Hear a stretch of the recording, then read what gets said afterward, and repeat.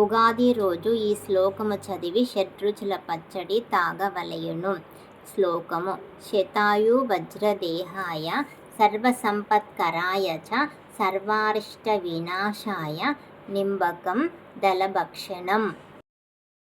KG మైదా పిండిలో 2 tea స్పూన్ల నూనె, 4 టీ స్పూన్ల నెయ్యి కలుపుకొని పిసుకొని పెట్టుకోవాలి. ఇప్పుడు కుక్కర్లో 1 గ్లాసు శనగపప్పు, 2 గ్లాసుల వాటర్ కలిపి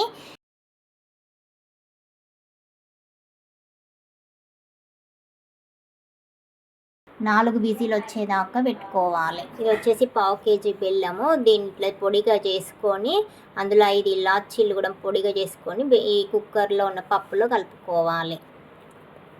ముద్దకు వచ్చేదాకా ఉంచుకోవాలి. ఇప్పుడు నేను చూపించే విధంగా గ్యారెల మిషన్లో ఇలా పిండి పెట్టుకొని పూర్ణం పెట్టుకొని ఇలా ఒత్తుకోవాలి. స్మూత్గా అవుతాయి, తొందరగా అవుతాయి. ఈ విధంగా చేసుకున్న భక్షాలను ఆయిల్ నెయ్యి 2 కలిపేసి 2 వైపులా కాల్చుకోవాలి. ఈ విధంగా రెడీ చేసుకున్న భక్షాలని, పచ్చడిని ముందు చెప్పిన శ్లోకం చెప్పి తాగాలి.